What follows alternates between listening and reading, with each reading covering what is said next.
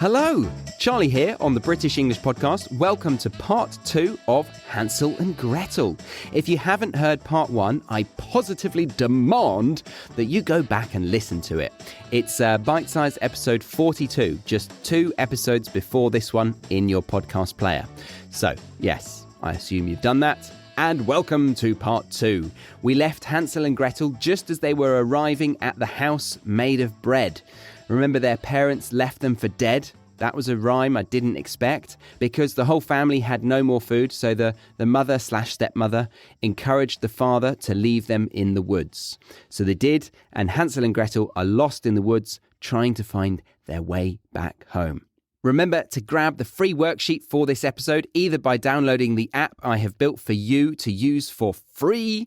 You can find it in the show notes of this episode in your podcast player, or search BEP, that's B-E-P, or the British English Podcast in your app store. Or go to the website, thebritishenglishpodcast.com/freebies. That's Freebies. Freebies. And sign up to the course called Free Podcast Worksheets. Again, that link is in the show notes. And in that course, you'll get to listen to the episode on the same page as the free worksheet. So no need to jump from app to app or device to device. So with that out of the way, on with the story of Hansel and Gretel.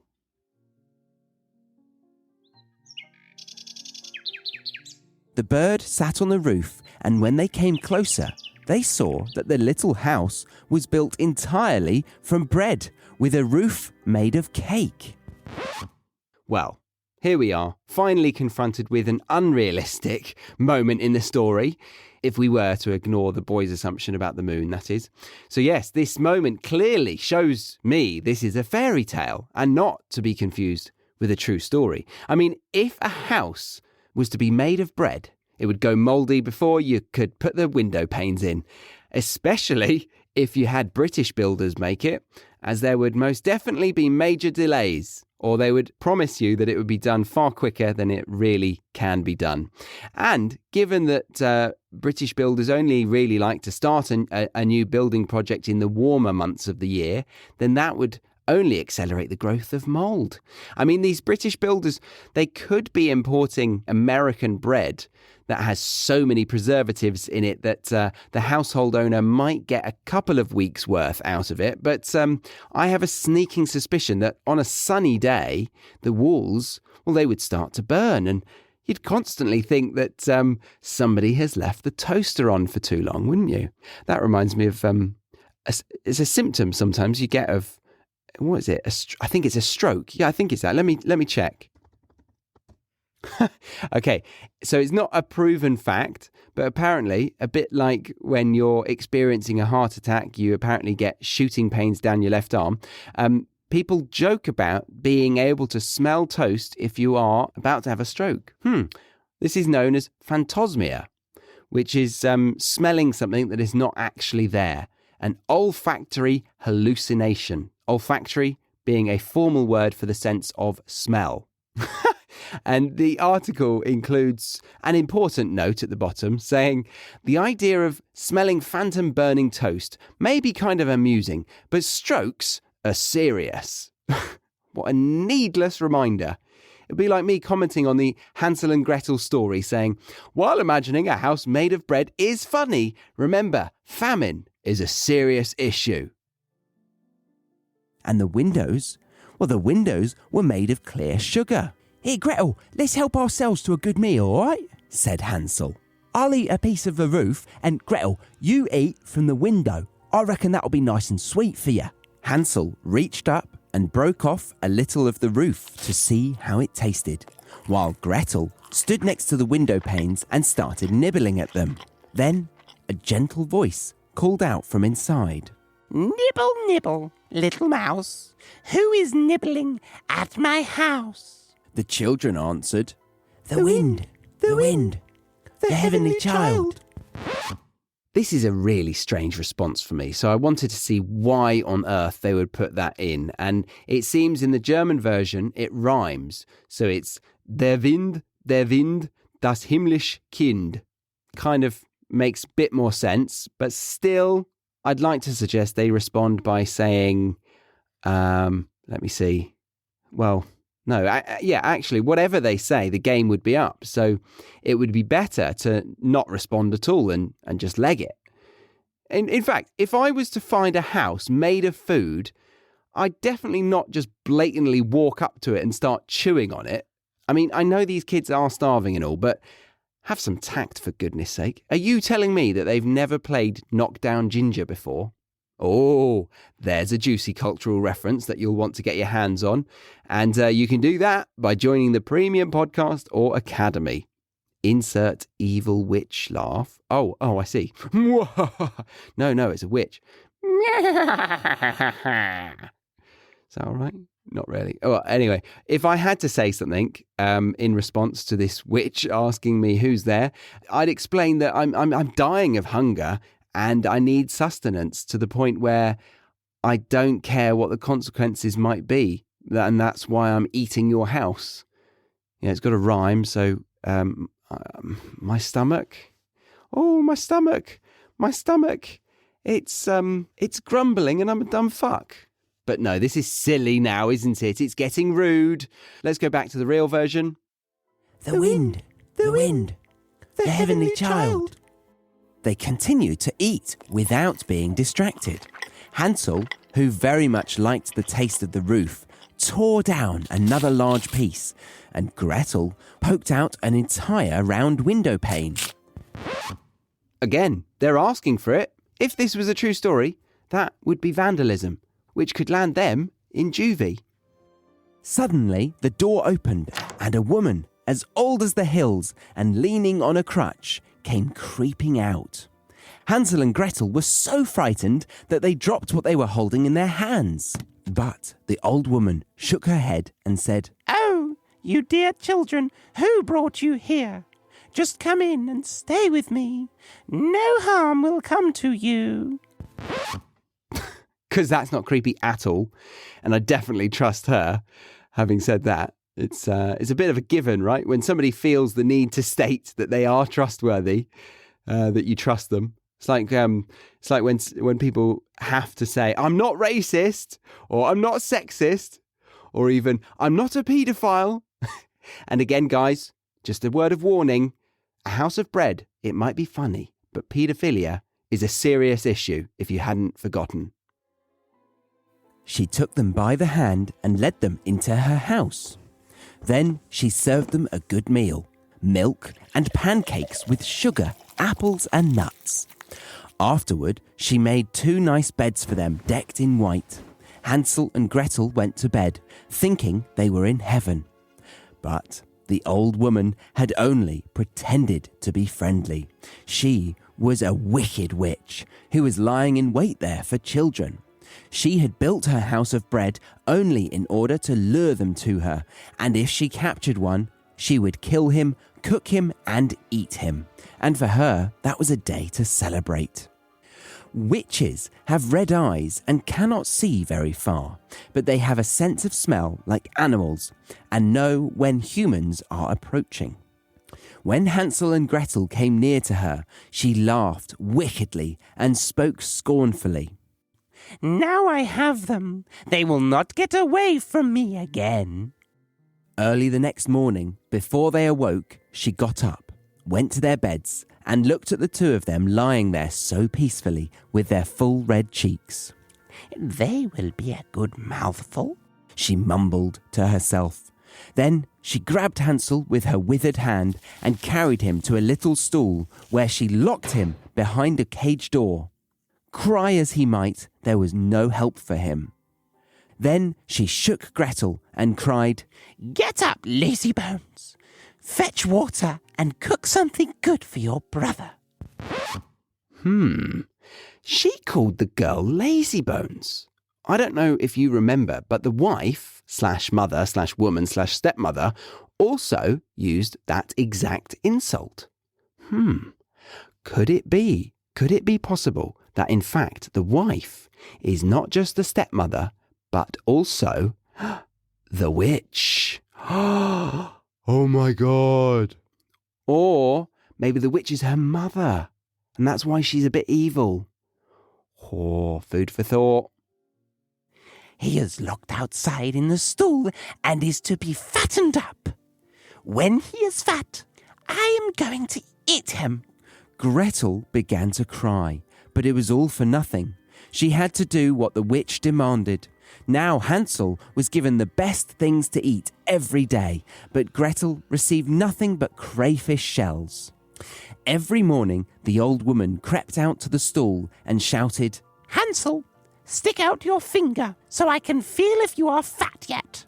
But Hansel stuck out a little bone, and the old woman, who had bad eyes and could not see the bone, thought it was Hansel's finger, and she wondered why he didn't get fat. When 4 weeks had passed and Hansel was still thin, impatience overcame her, and she would wait no longer. Hey, Gretel, she shouted to the girl. Hurry up and fetch some water. Whether Hansel is fat or thin, tomorrow I am going to slaughter him and boil him.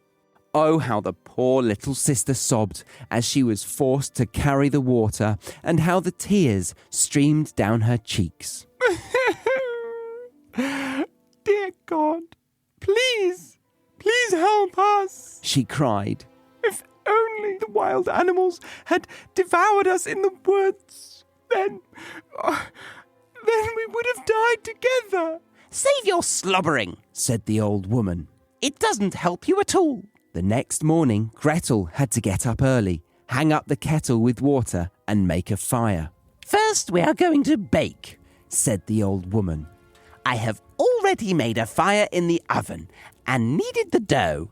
She pushed Gretel outside to the oven, from which fiery flames were leaping. Climb in, said the witch, and see if it is hot enough to put the bread in yet. And when Gretel was inside, she intended to close the oven and bake her and eat her as well. But Gretel saw what she had in mind, so she said, Oh, but I'm terribly sorry. I don't know how to do that. How can I possibly get inside? Stupid goose, said the old woman. The opening is big enough. See, I myself could get in. And she crawled up and stuck her head into the oven. Then Gretel gave her a shove, causing her to fall in. Then she closed the iron door and secured it with a bar. The old woman began to howl frightfully, but Gretel ran away, and the godless witch burned up miserably. Gretel ran straight to Hansel, unlocked his stall, and cried, Oh, Hansel, we are saved! The old witch is dead!